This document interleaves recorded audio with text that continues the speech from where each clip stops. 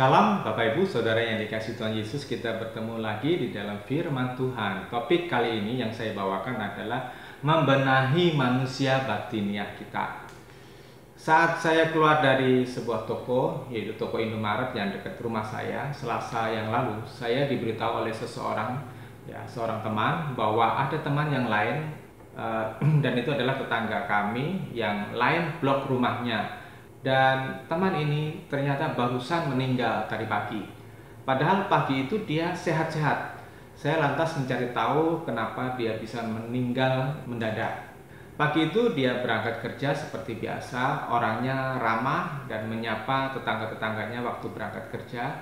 Lalu di pertengahan jalan ia merasa tidak enak badan, mungkin kepalanya terasa pusing ya, sampai dia tidak tahan. Lalu dia menepikan mobilnya ke tepi jalan. Mungkin dia sudah tidak kuat menyetir pada waktu itu.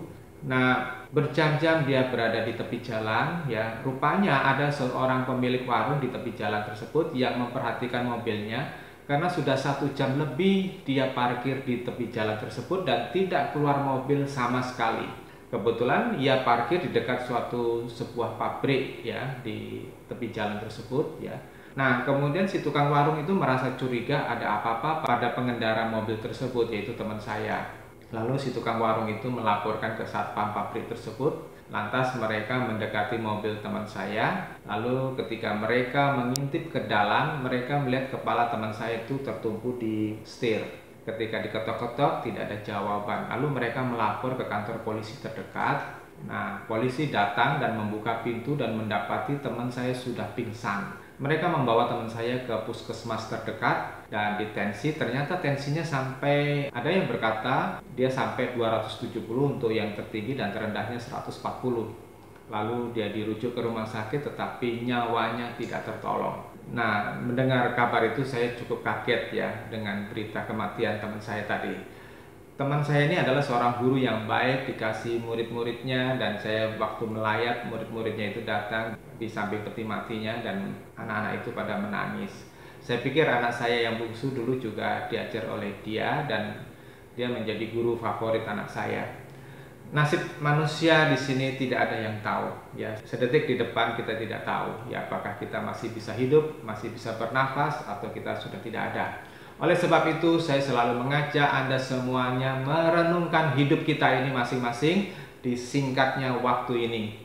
Kenapa saya sibuk memikirkan nasib Anda dan mau capek-capek merekam khotbah saya ini untuk Anda? Karena kekekalan itu penuh dengan hal yang tidak terduga oleh kebanyakan orang.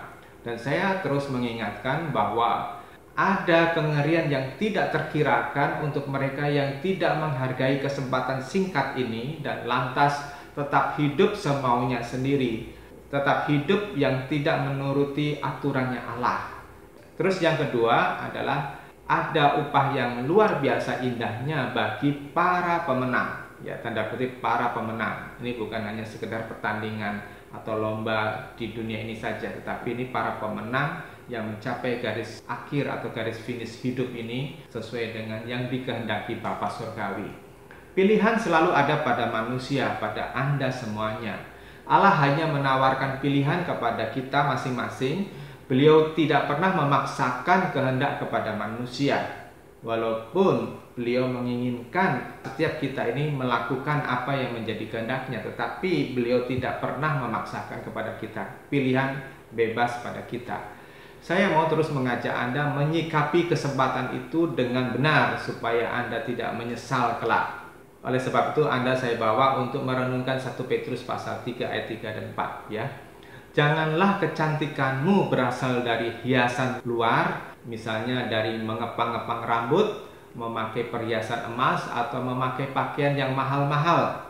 Sebaliknya, hendaklah kecantikanmu berasal dari dalam batinmu, yaitu kecantikan yang tidak dapat layu, yang berasal dari roh yang lemah lembut dan tenang. Itulah yang berharga di mata Allah. Saudara, setiap manusia, entah pria, entah wanita, terutama yang masih muda, pasti ingin tampil menarik, tampil cantik, terutama bila di hadapan lawan jenis. Karena itu menjadi tolok ukur apakah dalam tanda kutip yang bersangkutan itu laku atau tidak ya.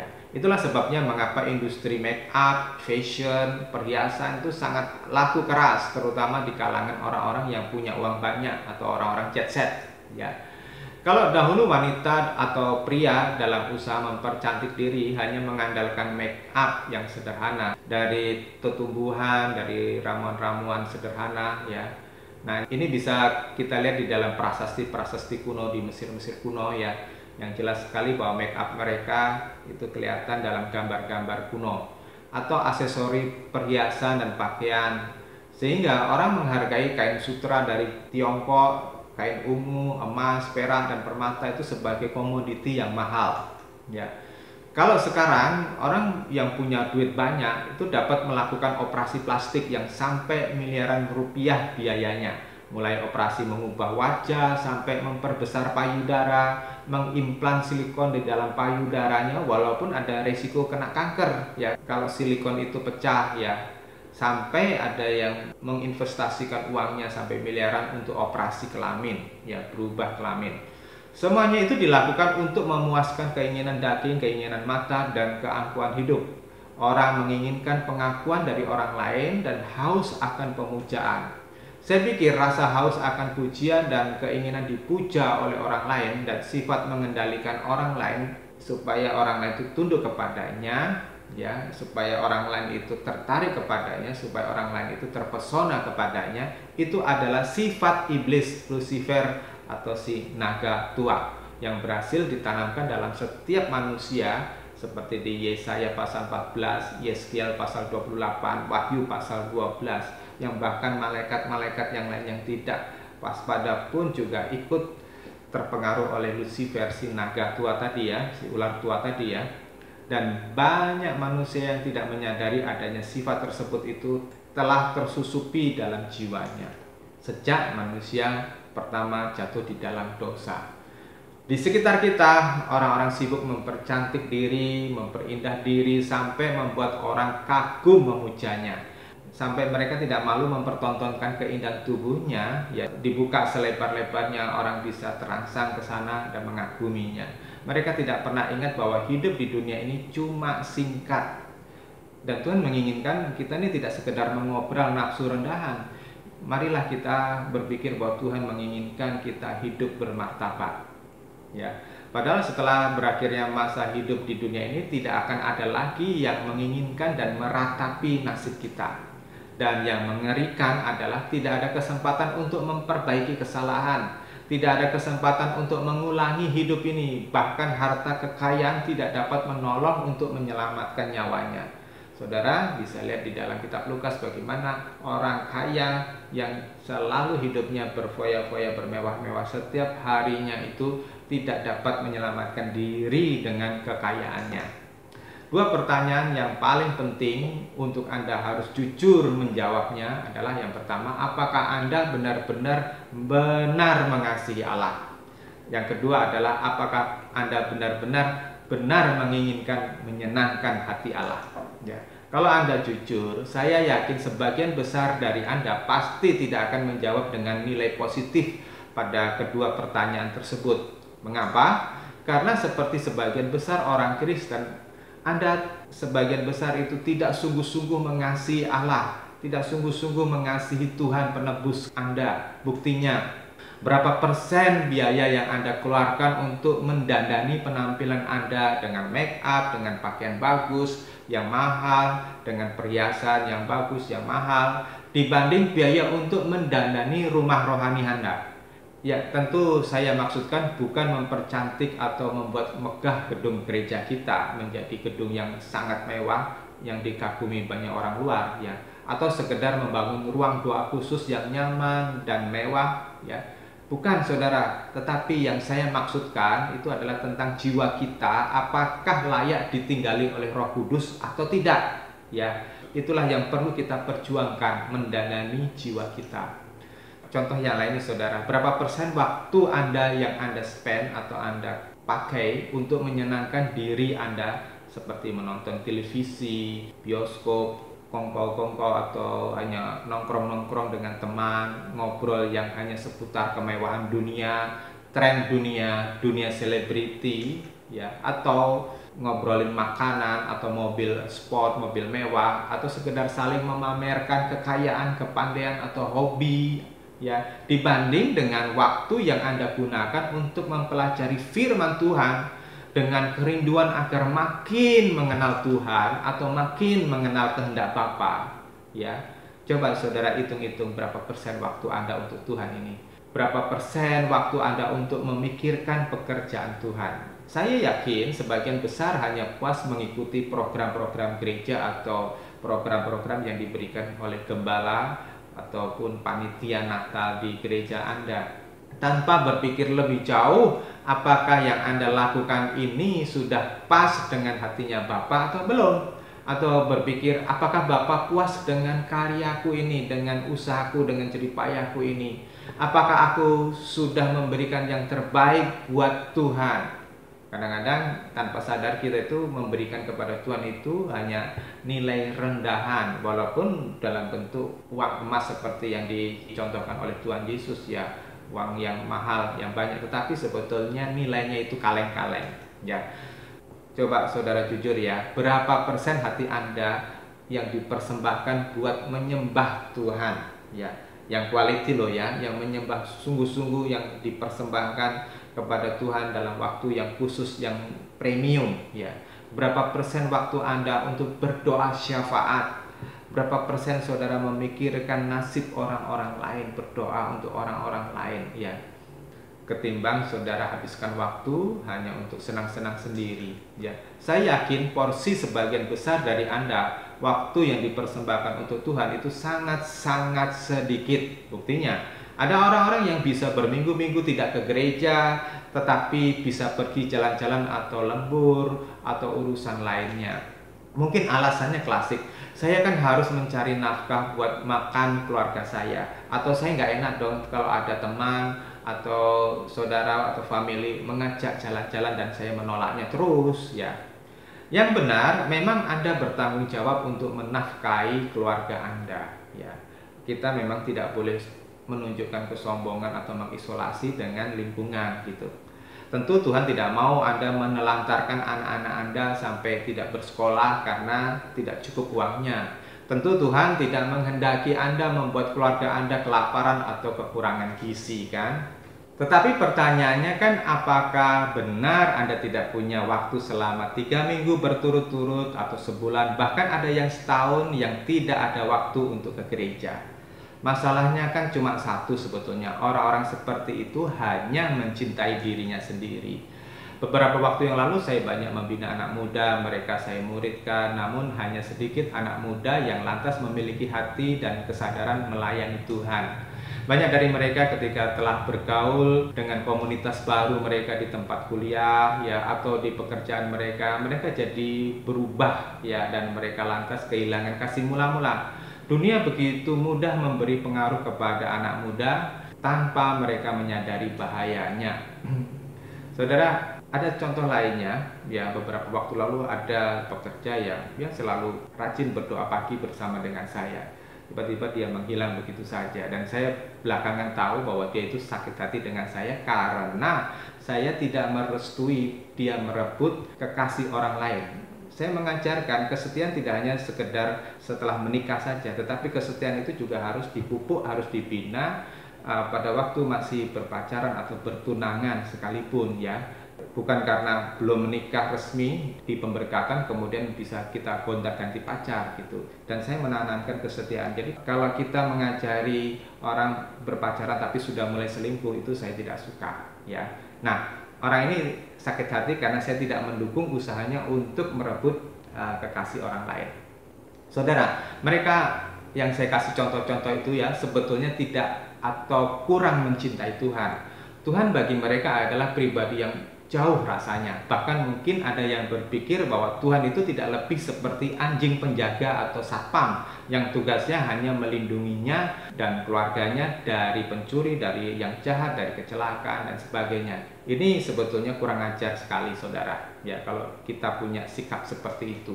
Atau jika sedikit lebih sopan dan agak beradab sedikit, menganggap Tuhan itu sebagai sinterklas yang baik hati, yang suka memberikan hadiah kepada anak-anak kecil.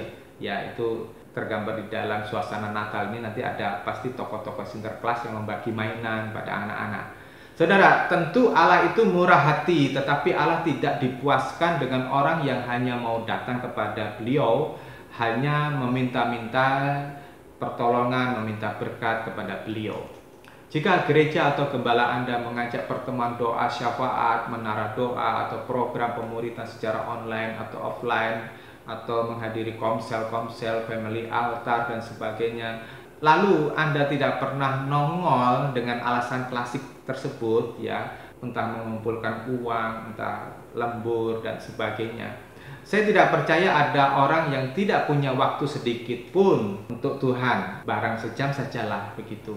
Ya, kalau tidak bisa seminggu sekali atau bahkan 2 minggu sekali karena memang tuntutan pekerjaan demikian, atau bahkan jika sebulan sekali saja orang tersebut kemudian beralasan tidak punya waktu, maka saya akan mempertanyakan, ya, jujur saudara, apakah orang tersebut benar-benar mengasihi Tuhan, atau mungkin seperti saya kasih contoh tadi, sebetulnya di dalam hatinya ada ganjelan, ada sakit hati, ada kepahitan. Siapapun yang bersalah ketika kita menyimpan kepahitan itu, yang merugi adalah orang yang menyimpan kepahitan itu. Kalau dia tidak segera membereskan di hadapan Tuhan, walaupun orang lain brengsek, walaupun orang lain itu bersalah kepada dia, tapi kalau dia menyimpan kepahitan terus kemudian menolak panggilan Tuhan, itu rugi sekali. Pada suatu hari dia pasti akan mendengar pernyataan Tuhan, "Hei kamu hamba yang tidak setia, aku tidak mengenal kamu." Nah saudara, kita semua bisa beralasan, kita semua bisa mencari alibi-alibi untuk menjauh dari Tuhan. Tetapi saya meragukan bahwa orang tersebut itu mengasihi Tuhan dengan tulus, ya. Atau apakah orang tersebut masih ada keinginan untuk menyenangkan hati Bapa? Saya meragukannya. Saya tidak yakin jika sebulan sekali saja orang tidak bisa hadir di dalam pertemuan doa yang sejam saja, atau mengikuti pendalaman Alkitab yang setengah jam sampai 1 jam. Apakah orang tersebut benar-benar mengasihi Tuhan? Saya tidak yakin. Sebab jika ia bercanda dengan teman-teman sekemistrinya, atau bahkan pacarnya, atau melakukan kegiatan hobinya, ia bisa getol sekali dan menghabiskan waktu berjam-jam. Apalagi ketika menjalankan usahanya yang menghasilkan banyak uang, ia bisa mengorbankan segalanya, tetapi ia tidak punya waktu untuk pendalaman Alkitab atau belajar firman Tuhan secara online atau offline, atau menghadiri pertemuan-pertemuan doa. Saya percaya kalau ada undangan pesta atau makan enak yang gratis, ia pasti punya banyak waktu atau menyempatkan diri untuk menghadirinya, entah karena ingin memuaskan perutnya atau sekedar sungkan kepada teman yang mengundang. Tetapi untuk Tuhan, banyak orang tidak berani berkorban besar. Orang bisa kehilangan miliaran rupiah karena kalah bertaruh di dalam pertandingan sepak bola dunia. Baru-baru ini kan ada yang diberitakan di berita itu, ada yang sampai berapa miliar itu dia kehilangan karena kalah taruhan. Tetapi untuk pekerjaan Tuhan, ia bisa pelit, dia bisa nggak mau melepaskan uang dan waktunya. Saudara yang dikasihi Tuhan Yesus, jujurlah, sebagai orang Kristen, pernahkah Anda memikirkan jiwa-jiwa yang sedang berjalan ke neraka karena ketidaktahuan mereka tentang jalan kebenaran dan hidup yang sejati? Pernahkah Anda memikirkan bahwa hanya ada satu jalan yang benar-benar sampai kepada Bapa, yaitu melalui Yesus Kristus, ya, seperti yang dikatakan di dalam Yohanes pasal 14 ayat yang ke-6. Pernahkah Anda berpikir bagaimana cara memperkenalkan kehendak Bapa kepada orang lain yang mereka masih buta rohani? Ya. Sebagai orang yang sudah ditebus Tuhan, pernahkah Anda meratapi nasib orang-orang lain yang akan terhilang karena kesesatan hidupnya? Pernahkah Anda punya kerinduan untuk mengajari orang lain, memenangkan jiwa mereka, terutama anak-anak muda, tentang jalan keselamatan? Karena ada banyak anak muda yang salah jalannya atau salah memegang prinsip hidup. Sebagai orang yang pernah dijamah kasih karunia Tuhan, pernahkah Anda punya kerinduan mengajari orang-orang lain berubah karakternya, berubah cita rasanya, berubah pola berpikirnya, supaya mereka meneladani Tuhan dan akhirnya mereka menjadi sempurna seperti Kristus? Cara berpikir demikian itu penting sebagai bagian dari melaksanakan amanat agung Tuhan. Sebagai orang yang sudah diberkati Tuhan dengan kesejahteraan, dengan pekerjaan yang baik, dengan kesehatan yang baik, Pernahkah terpikir oleh Anda bagaimana Anda memanfaatkan kekayaan, pendapatan Anda atau salary atau income Anda dan jabatan Anda untuk pekerjaan Tuhan, untuk pelebaran kerajaan Allah, menjangkau jiwa-jiwa yang terhilang sebagai ucapan terima kasih Anda? Kebanyakan yang saya temukan adalah mereka itu menggenapi Matius pasal yang ke-15 ayat 7-9. Kamu orang-orang munafik, memang benar nubuatan Yesaya tentang kamu. Bangsa ini menghormati aku dengan mulut mereka, tetapi hati mereka jauh daripadaku, dan sia-sia mereka menyembahku dengan mengajarkan perintah-perintah manusia. Dalam Matius 15 ayat 7-9 ini, Tuhan masih berbicara tentang orang Farisi dan para ahli Taurat yang rajin beribadah dan menjalankan aturan agamawinya, seperti berpuasa, memberi perpuluhan, berdoa, beribadah di sinagog dengan rutin, ya, dan lain-lain sebagainya. Tapi kejadian itu sebetulnya perulangan dari 6 abad yang lalu yang pernah diucapkan oleh Nabi Yesaya, ya. Malangnya di hadapan Tuhan mereka itu disebut orang-orang munafik, orang-orang yang beragama tadi disebut orang munafik. Bahkan di Matius pasal 23 itu lebih keras lagi Tuhan menegur mereka. Ayat 25. Celakalah kamu, hai ahli-ahli Taurat dan orang-orang Farisi, orang-orang munafik, sebab kamu membersihkan bagian luar cangkir dan piringmu, tetapi bagian dalamnya penuh rampasan dan keserakahan.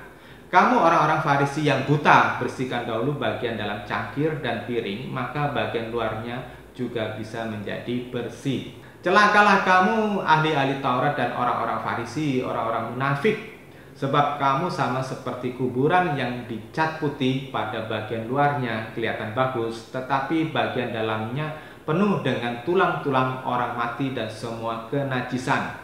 Begitu pula dengan kamu, pada bagian luar kamu tampak benar bagi manusia, akan tetapi pada bagian dalam kamu penuh kemunafikan dan kejahatan. Saudara yang dikasihi Tuhan Yesus, saya memperhatikan berkali-kali Tuhan menggunakan kata celaka. Kata celaka berasal dari kata Yunani yaitu awai, yaitu suatu ungkapan Yunani yang kalau di Indonesia kan itu seperti wah, aduh, ya.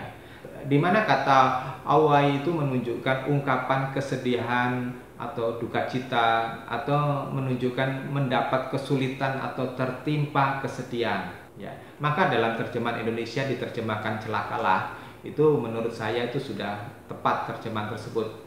Artinya orang-orang yang dikritik Tuhan tersebut adalah orang-orang yang akan menghadapi kemalangan berat jika ia tidak mau bertobat atau tidak mau berubah, meskipun mereka orang-orang beragama. Apalagi di masa Natal ini, kebanyakan orang Kristen kan hanya memikirkan acara senang-senang, pesta-pesta, baju baru, rekreasi, jalan-jalan, pergi ke mall, melihat tayangan-tayangan yang gebiar-gebiar, atau sebuah liturgi ibadah yang wah. Soal Tuhan berkenan atau tidak, itu masalah kedua yang tidak terlalu dipertimbangkan atau dipikirkan masa-masa oleh banyak orang Kristen.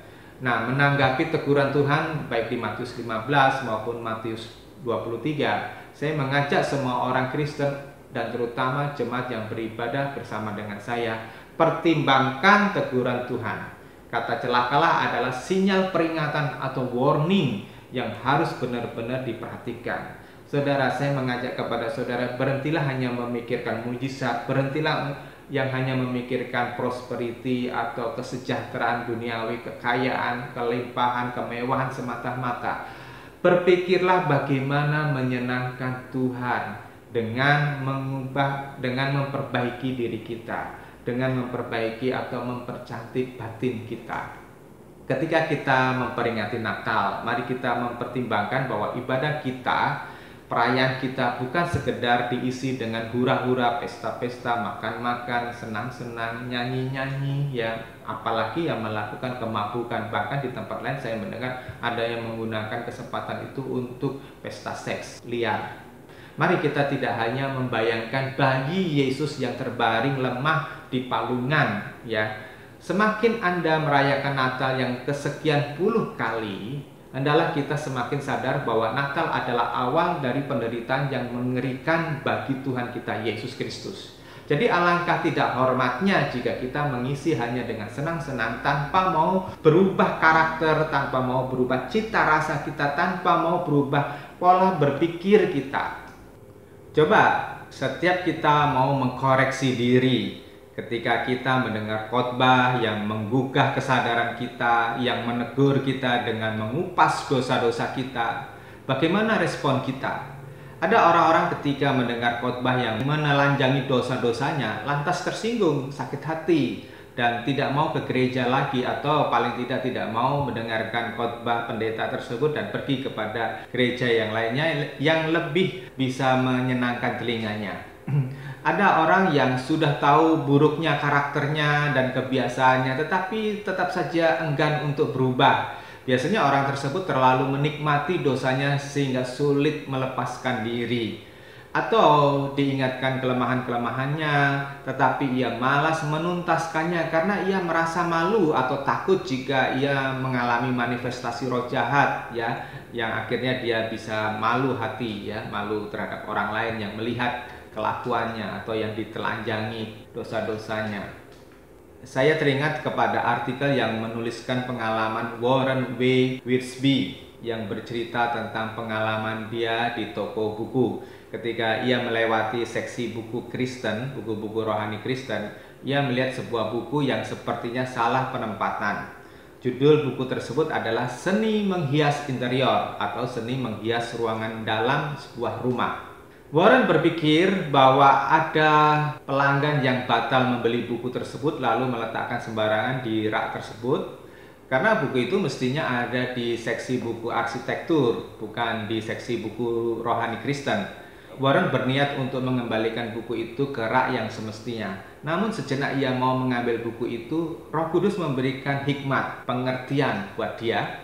Bukankah Injil adalah buku seni menghias interior batin seseorang manusia yang telah terlahir dalam pengaruh dosa? Kita semuanya di dalam pengaruh dosa, sehingga kecenderungan hati kita itu selalu ingin membuat kesalahan, selalu ingin memberontak kepada Allah, selalu ingin hidup semaunya sendiri, yang sebetulnya hidup menuju kepada kubangan dosa. Bukankah kekristenan adalah teknik memperbaiki keburukan seorang pendosa supaya menjadi rumah roh Allah yang indah serasi bagi Bapa Surgawi? Nah, saya setuju dengan apa yang dipikirkan oleh Bapak Warren Wiersbe tadi, ya. Kalau saya tanya, untuk apa Anda menjadi Kristen? Lalu untuk apa Anda menjadi murid-murid saya dalam penggembalaan saya ini? Jika Anda memperhatikan apa yang saya ajarkan selama ini, yakni supaya Anda bersama saya sampai kedapatan tak bercacat dan tak bercela di hadapan Allah. Seperti yang tertulis di Kolose pasal 1 ayat 22. Sekarang kamu telah didamaikan dengan tubuh jasmani Kristus melalui kematiannya untuk mempersembahkan kamu sebagai persembahan yang kudus, tidak bercacat dan tidak bercela di hadapan Allah. Saudara dipanggil, ditarik oleh Tuhan Yesus, ya. Tetapi semuanya itu keputusan saudara, ya. Ditarik untuk menjadi satu bagian, ya, satu persekutuan, satu fellowship dengan Tuhan, sehingga kita menjadi serupa dengan beliau. Lalu yang terpenting adalah bagaimana kita bisa sampai ke target tersebut. Kita semuanya mesti harus sampai ke tujuan tersebut, ya, bukan hanya sekedar menjadi orang Kristen, bukan hanya sekedar kita beragama saja, ya. Jika Anda seorang pria, seorang suami yang suka berkata-kata kasar, ya, suka menganiaya, apakah kepada istri atau kepada anak-anaknya, ya, padahal Anda harusnya mengasihi dan melindungi mereka. Atau Anda seorang pria yang mudah berselisih dengan orang-orang yang tidak memuaskan Anda mudah tersinggung, mudah terpicu emosinya, maka kesempatan ini adalah bertobatlah sebelum terlambat, ya. Kita semuanya sedang menuju kepada sebuah pertandingan. Saudara, sadar nggak bahwa kita ini sedang di dalam pertandingan hidup, ya. Pertandingan yang harus kita selesaikan dengan baik sampai kita menjadi pemenang-pemenang di hadapan Allah. Jadi jangan sembrono di dalam hidup ini. Kesempatan Natal ini adalah kesempatan untuk bebenah diri, memperbaiki diri, memperindah interior batin kita sampai seperti yang diinginkan oleh Bapa Surgawi. Karena Bapak Ibu Saudara yang dikasihi Tuhan Yesus, setiap orang itu bertanggung jawab dalam hidupnya sendiri. Dan firman Tuhan katakan dimanapun bahwa kita akan dihakimi bukan berdasarkan apa yang kita percayai, bukan apa yang kita yakini, misalnya Yesus sebagai Tuhan dan Juru Selamat. Bukan itu dasar penghakiman Allah, tetapi penghakiman Allah itu adalah sesuai dengan apa yang kita perbuat. Nah, yang diperbuat itu termasuk apa yang ada di dalam karakter kita, termasuk apa yang ada dalam pikiran kita. Misalnya kita tetap memikirkan hal-hal yang buruk, ya kita pikirannya najis, ya pikirannya itu masih ada dendam, sakit hati, ya pikirannya itu negatif terus, ya pikirannya itu cabul, ya itu tidak akan bisa masuk di dalam kerajaan Bapa bersama-sama dengan Bapa. Nah, saudara, bertobatlah ketika masih ada kesempatan. Jika Anda seorang pemalas, tidak punya kreativitas untuk maju dan selalu bergantung kepada orang lain, bergantung kepada kebaikan orang lain. Saya selalu ingat pidato John F. Kennedy, salah satu presiden yang besar di Amerika Serikat, yang berkata, jangan bertanya apa yang negaramu bisa berikan buatmu, tetapi bertanyalah apa yang engkau bisa kerjakan atau bisa engkau berikan kepada negara. Nah, saya balik bertanya kepada saudara, apa yang dapat engkau kerjakan untuk kepentingan kerajaan Allah? Kita jangan jadi parasit yang sekedar nebeng, seperti benalu yang sekedar nebeng, mencari keuntungan, hanya mengisap keuntungan dari Allah. Tetapi mari kita belajar bagaimana mempersembahkan kepada Tuhan. Apa yang engkau bisa kerjakan di bumi ini, apa yang bisa engkau lakukan untuk kemuliaan Tuhan, lakukanlah itu dengan tulus, tanpa mencari keuntungan sedikit pun, ya.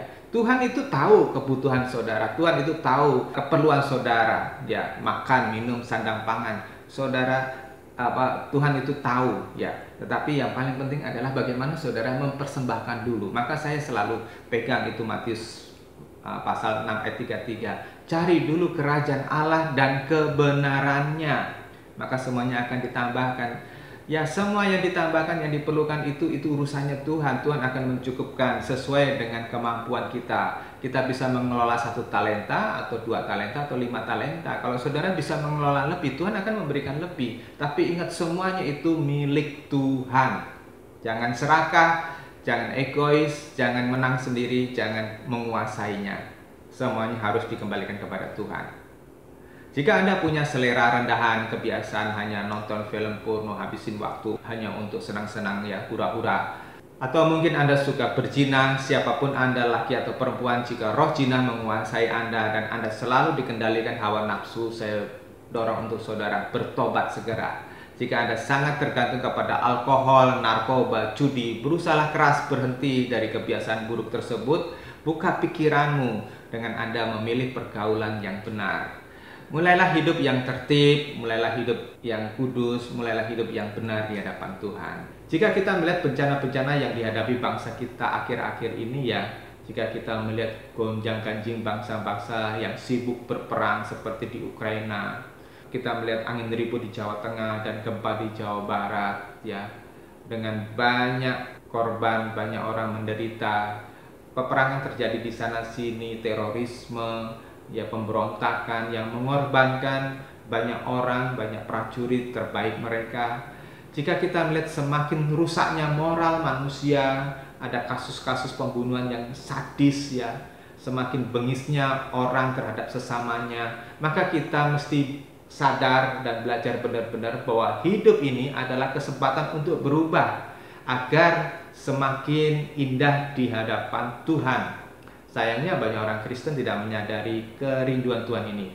Lalu mereka bertindak, berpikir, berkata-kata seenaknya, bahkan berkata-kata dengan kata-kata yang tidak jadi berkat, bahkan mengandung racun yang merusak orang lain. Saudara, saya memang bukan orang yang sempurna dan saya belum mencapai yang diingini oleh Allah 100%. Tapi saya punya kerinduan, saya punya semangat untuk berubah, saya punya semangat untuk mencapai kesempurnaan. Saya punya potensi kembali kepada kubangan yang lama, tetapi Tuhan memberikan hati yang waspada kepada saya dan saya melatihnya kewaspadaan tersebut sehingga saya selalu mengkoreksi diri dengan peka, ya. Misalnya saya salah berkata-kata, saya salah meluapkan emosi, saya biarkan Roh Kudus itu menegur dan mengoreksi saya. Jika saya terpancing emosi karena suatu keadaan yang tidak menyenangkan, saya langsung mendengar suara peringatan dari Roh Kudus yang ada di dalam hati saya.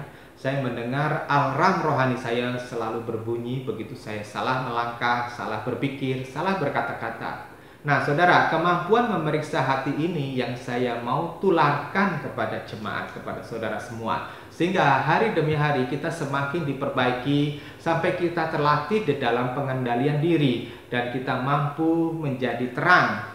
Saya senang dengan Matius pasal yang kelima. Kamu adalah terang dunia, kota yang terletak di atas bukit tidak dapat disembunyikan. Orang-orang juga tidak menyalakan pelita dan meletakkannya di bawah gantang, melainkan di atas kaki pelita, dan ia menerangi semua yang ada di dalam rumah. Biarlah terangmu juga bercahaya dengan cara yang sama supaya mereka dapat melihat perbuatan-perbuatanmu yang baik dan memuliakan Bapamu yang di surga. Masalahnya kan orang saat ini baik muda atau tua, mata rohaninya itu sudah menjadi gelap ya. Makin hari makin sulit untuk bertobat. Ya, kemarin istri saya sharing dan berkata bahwa orang makin lama makin kebal terhadap firman Tuhan, makin tidak peka terhadap firman Tuhan.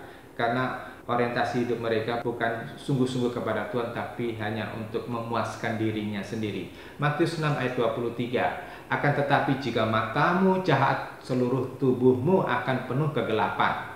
Saudara, kegelapan ini adalah simbol dosa dan kejahatan. Tapi kejahatan bukan hanya sekedar membunuh, mencuri, memperkosa ya, tetapi kejahatan hati yang merupakan sikap yang tidak menyenangkan hati Allah, yang menunjukkan ciri-ciri kerajaan setan.